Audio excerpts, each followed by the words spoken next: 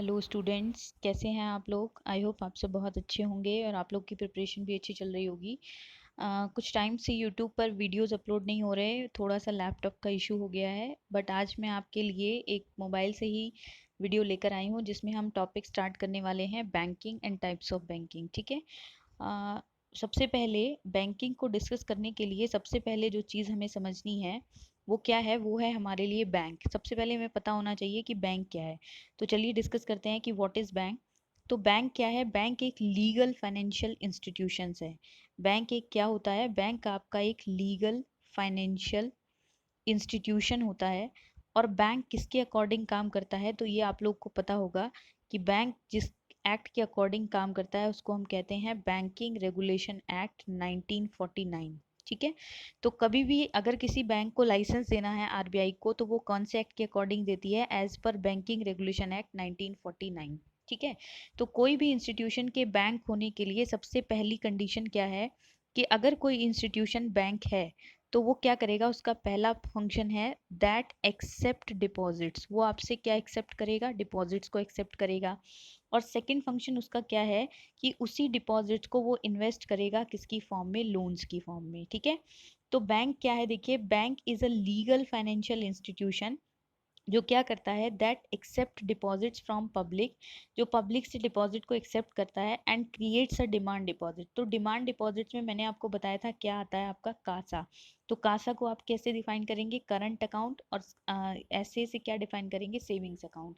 तो ये दोनों ऐसे अकाउंट होते हैं जिसमें कस्टमर जब भी बैंक के पास जाता है डिपॉजिट को विड्रॉ करने के लिए, डिपॉजिट को क्या करने के लिए, विड्रॉ करने के लिए, तो कभी भी बैंक उसको मना नहीं करेगा, क्योंकि ये क्या है, it is a demand deposit. जब कस्टमर का मन होगा तब कस्टमर उससे एक्सेप्ट करेगा। ठीक है।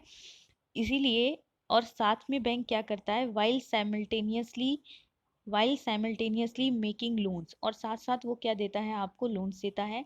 Lending activities can be performed either directly और इनडायरेक्टली, और लेंडिंग एक्टिविटीज को वो दोनों तरीके से परफॉर्म कर सकता है, डायरेक्टली यानी कि in the form of loans, और इनडायरेक्टली जो अदर चीज़ें बैंक जिनमें अपना पैसा क्या करता है, इन्वेस्ट करता है। ठीक है। तो बैंक से हमें ध्यान रखना है कि बैंक क्या है, bank is a financial institution. Bank एक फाइनेंशियल इंस्टीट्यूशन है जो क्या एक्सेप्ट कर रहा है, that accept deposits from the public, और उसमें किसमें इन्वेस्ट कर रहा है, क्रिएट्स डिमांड डिपॉजिट, और उसी के साथ साथ वो हमें किसकी फैसिलिटी दे रहा है, लोन की। ठीक है। तो आपको ध्यान रखना है, यहाँ पर एक टर्म और आती है जिसको हम कहते हैं एनबीएफसी। ठीक है। तो एनबीएफसी को हम क्या कहते हैं, इसको हम कहते हैं नॉन बैंकिंग फाइनेंशियल कंपनी। ठीक है। तो नॉन बैंकिंग फाइनेंशियल कंपनी क्या होती है, ये कंपनी है जो बैंकिंग काम तो कर रही है लेकिन नॉन बैंकिंग। तो नॉन बैंकिंग का मतलब क्या है, देखो, मैंने आपको बोला कोई भी इंस्टीट्यूशन बैंक कब होगा, जब वो सबसे पहली चीज वो क्या एक्सेप्ट करेगा, डिपॉजिट, और क्या प्रोवाइड करेगा, लोन। तो अगर कोई इंस्टीट्यूशन ये दोनों काम कर रहा है तो इसका मतलब वो एक क्या है, वो एक बैंक है। लेकिन अगर कोई भी इंस्टीट्यूशन इन दोनों में से कोई भी एक काम परफॉर्म करता है, यानी कि वो आपको लोन प्रोवाइड कर रहा है, तो वो क्या कहलाएगा, आपका एनबीएफसी कहलाएगा। ठीक है। तो एनबीएफसी क्या होती है, ऐसी कंपनी जो एक बैंक की तरह काम करती है लेकिन वो प्रॉपर बैंक नहीं होती है। अब इसमें से ये डिपॉजिट को एक्सेप्ट करेगी, लेकिन हमेशा ध्यान रखिए कि जो आपकी एनबीएफसी होती है, जो आपकी एनबीएफसी कंपनी होती है, वो कभी भी कासा एक्सेप्ट नहीं करती है। क्या एक्सेप्ट नहीं करती, कासा। ये मेजर डिफरेंस होता है between a bank and NBFC. ठीक है। इंटरव्यू में ये क्वेश्चन कई बार पूछा जाता है बैंकिंग एस्पिरेंट से कि एक बैंक और एक एनबीएफसी में क्या डिफरेंस है। तो आप बता सकते हैं कि एक बैंक और एनबीएफसी में मेजर डिफरेंस क्या होता है कि एनबीएफसी कभी भी कासा एक्सेप्ट नहीं करेगी, क्योंकि कासा से ही आपके सारे अकाउंट्स ऑपरेट होते हैं। जैसे आपको कोई पेमेंट करना है या आपके पास चेकबुक है, तो ये किसी अकाउंट से हो सकती है, तो करंट से या सेविंग से। तो एनबीएफसी का बेसिक पर्पस क्या होता है कि वो लेंडिंग एक्टिविटीज को परफॉर्म करती है। ठीक है। वो क्या परफॉर्म करती है, आपकी वो लेंडिंग एक्टिविटीज को परफॉर्म करती है।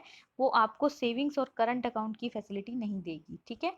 तो ध्यान रखना है कि एक एनबीएफसी और बैंक में क्या डिफरेंस होता है कि एनबीएफसी कभी भी कासा एक्सेप्ट नहीं करेगी और बैंक हमेशा क्या एक्सेप्ट करेगा, कासा। ठीक है।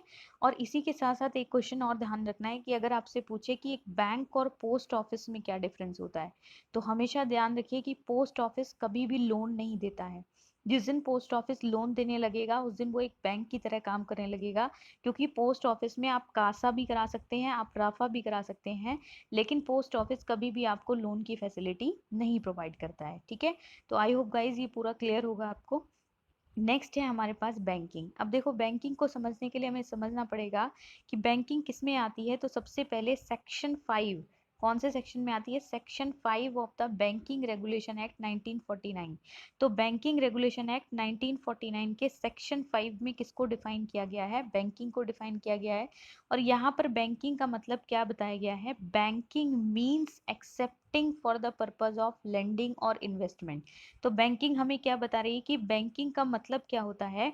एक्सेप्ट करना, किसके लिए? For the purpose of lending और इन्वेस्टमेंट। ठीक है, of deposits of money, money के डिपॉजिट्स को कहाँ से? पब्लिक से।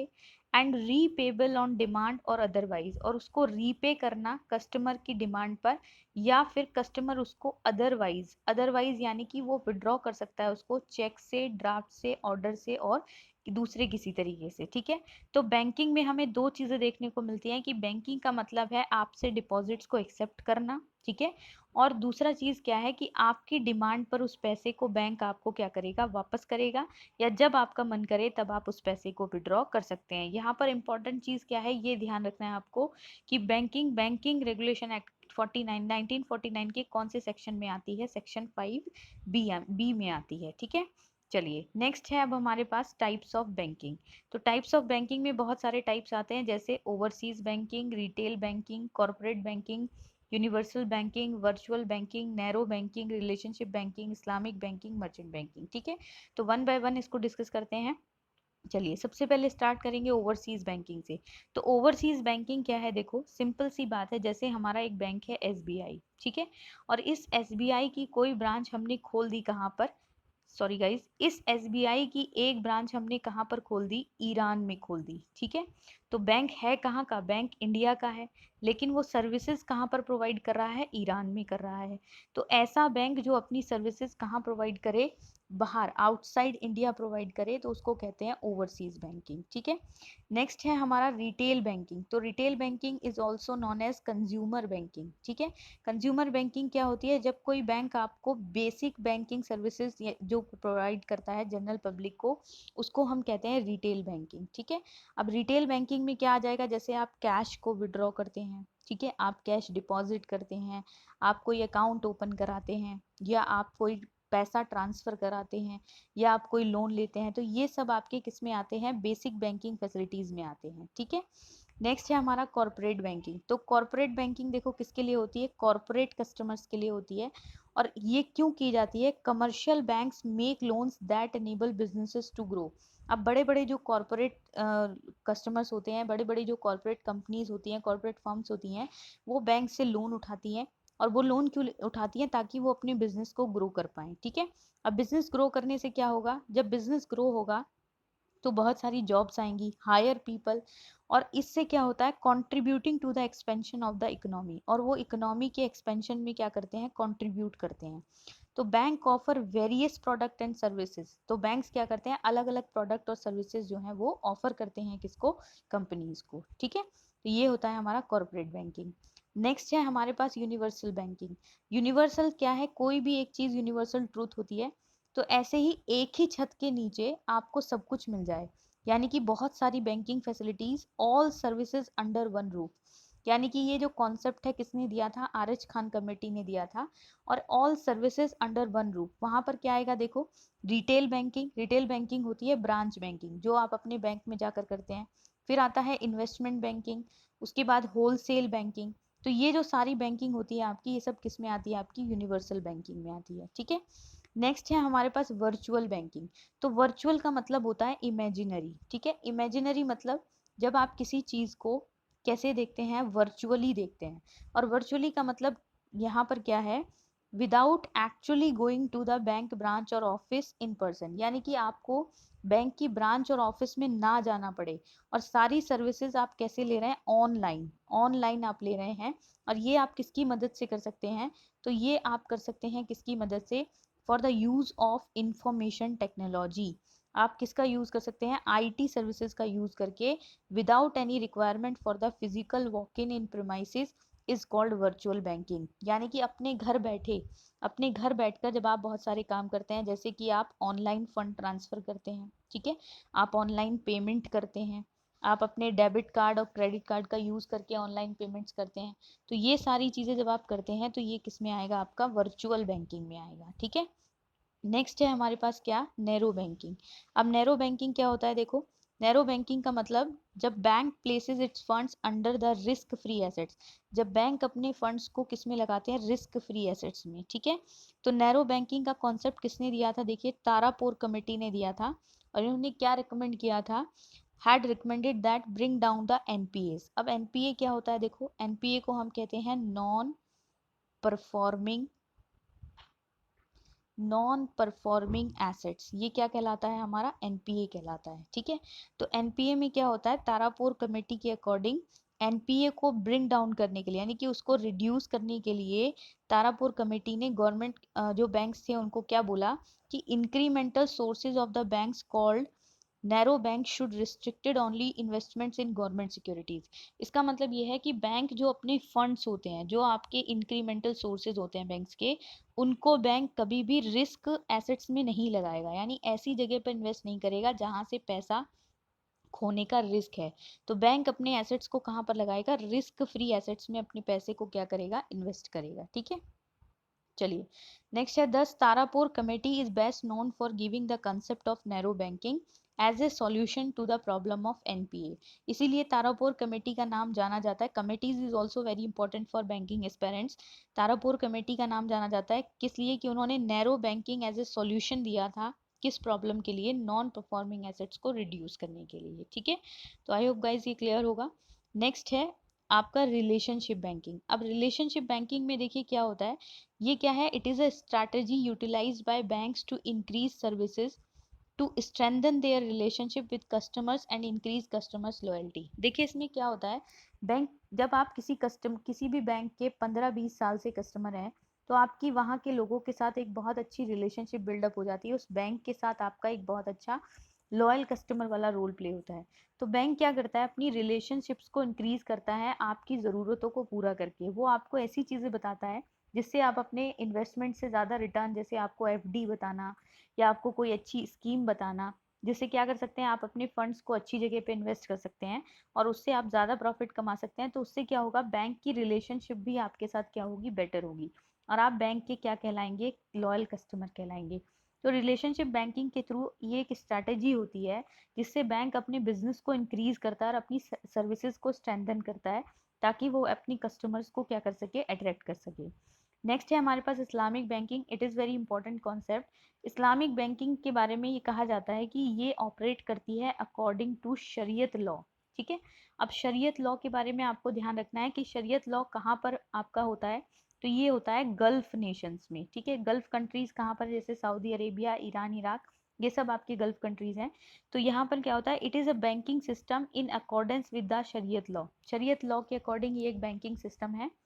और इस्लामिक लॉ और शरीयत prohibits paying any fee for renting of money for specific periods of time, ठीक है। अगर आप अपने पैसे को कहीं पर जमा करते हैं, तो जैसे नॉर्मल क्या होता है, जब हम सेविंग्स अकाउंट का डिपॉजिट करते हैं तो बैंक हमें इंटरेस्ट देता है, हमें क्या प्रोवाइड करता है, इंटरेस्ट प्रोवाइड करता है। तो इस केस में क्या होता है, बैंक जो इस्लामिक बैंकिंग होती है वो प्रोहिबिट करती है for giving and taking of interest, यानी कि वो इंटरेस्ट के लेने और देने दोनों पर मनाही करती है। तो यहाँ पर क्या होता है, देखो इसको कहा जाता है रीबा, इसको नॉर्मल मुस्लिम लैंग्वेज में क्या कहते हैं, रीबा, शरीयत लॉ के अकॉर्डिंग। तो ये इस चीज़ के लिए मनाही करते हैं कि कोई भी पैसा लेना और देना, किसी भी मनी को रेंट करना, ये शरीयत लॉ के अकॉर्डिंग अच्छा नहीं माना जाता। तो फिर यहाँ पर बैंकिंग होती कैसे है, तो इस्लामिक बैंकिंग देखो कैसे होती है। इस्लामिक बैंकिंग, एक customer deposits his money in a specified account, इसमें एक कस्टमर अपने पैसे को एक स्पेसिफाइड अकाउंट में डिपॉजिट करता है, and bank gives the guarantee to return the money, और बैंक उसको पैसा वापस करने की गारंटी देता है, but no interest will be paid on savings account, लेकिन जो सेविंग्स अकाउंट होता है उस पर कोई ब्याज पे नहीं किया जाता। द बैंक में charge customer for looking after the money, बल्कि बैंक उल्टा क्या करता है, कस्टमर से पैसा चार्ज करता है उनके मनी को लुक आफ्टर करने के लिए, एंड मे पे हीबा टू द कस्टमर, और बदले में उसको एक गिफ्ट पे करता है, इट इज कॉल्ड हीबा। इसको क्या कहते हैं, हीबा टू द कस्टमर्स, ठीक है। तो इस तरह से इस्लामिक बैंकिंग जो है वो ऑपरेट की जाती है। चलिए नेक्स्ट है हमारा, इसमें एक चीज और आप ध्यान रखिएगा कि इस्लामिक बैंकिंग जो है वो इंडिया में इलीगल है। इंडिया में इस्लामिक बैंकिंग को आरबीआई ने इलीगल माना है, यानी कि यहाँ पर आप किसी भी बैंक में इस्लामिक बैंकिंग ऑपरेट नहीं कर सकते हैं, ठीक है। चलिए नेक्स्ट है हमारा मर्चेंट बैंकिंग। अब मर्चेंट बैंकिंग देखो क्या होता है, एक ही जगह पर जब आपको दो चीजें मिले, बैंकिंग भी आपको मिले और साथ में कंसल्टेंसी सर्विसेज भी मिले, ठीक है। अब बैंकिंग क्या हो गया, बैंकिंग में जैसे आपने लोन लिया किसी पर्टिकुलर प्रोजेक्ट के लिए, या आपने कोई पैसा लिया, या कोई भी आपने बैंकिंग सर्विसेज ली, और उसी के बदले आपको क्या प्रोवाइड की जा रही है, उसी के साथ साथ bank provides consultancy to its clients, और बैंक साथ साथ अपने क्लाइंट्स को कंसल्टेंसी भी दे रहा है। अब कंसल्टेंसी किस चीज में ले रहा है, for financial, marketing, managerial and legal matters, ताकि वो आपके फाइनेंशियल मैटर्स, आपके मार्केटिंग, आपकी मैनेजरियल एंड लीगल मैटर्स को अच्छे से सॉर्ट आउट कर सके। Consultancy means to provide advice, consultancy का मतलब क्या होता है, किसी को एडवाइस प्रोवाइड करना, गाइडेंस देना और सर्विस देना, जिससे वो क्या होता है, it helps a business person to start a business, जिससे वो अपना जो बिजनेस है उसको बहुत अच्छे से वो क्या कर सकता है, स्टार्ट कर सकता है, ठीक है। तो यहाँ से आप समझ सकते हैं मर्चेंट बैंकिंग के बारे में। चलिए नेक्स्ट देखते हैं, हमारा नेक्स्ट हमारे पास है, यही हमारा लास्ट था। देखिए अब गाइज, आई होप पूरा कॉन्सेप्ट आपको क्लियर रहा होगा। थोड़ी सी प्रॉब्लम है वीडियोस में, तो प्लीज़ आप थोड़ा सा कोऑपरेट करिए जब तक लैपटॉप का इशू सॉल्व नहीं होता है, उसके बाद हम पूरे वीडियोस जो है अच्छे से देखेंगे। अगर आपको वीडियोस अच्छे लगते हैं तो प्लीज़ मेरा चैनल जो है उसको आप सब्सक्राइब कर सकते हैं, टारगेट सक्सेस विद अंशु। और अगर आप पीडीएफ चाहते हैं इसका, तो आप मेरा पीडीएफ चैनल ज्वाइन कर सकते हैं, t.me अंशु IBPS। और जल्दी ही हम कुछ और वीडियोस करंट अफेयर्स के और साइंस के भी हम जो है देखेंगे जल्दी ही। तो आप यहाँ से देखते रहिए, और बैंकिंग का नेक्स्ट टॉपिक भी आपके सामने जल्दी ही आने वाला है, नेक्स्ट वीडियो को लेके मैं आने वाली हूँ, ठीक है। तो कोई भी अगर इशू आता है तो आप कमेंट बॉक्स में बता सकते हैं, और अगर कोई भी प्रॉब्लम है तो वो बेझिझक आप कमेंट बॉक्स में मुझे कमेंट कर सकते हैं, ठीक है। अगर वीडियोस अच्छे लगते हैं तो प्लीज़ लाइक, शेयर और सब्सक्राइब कीजिएगा। Thank you so much.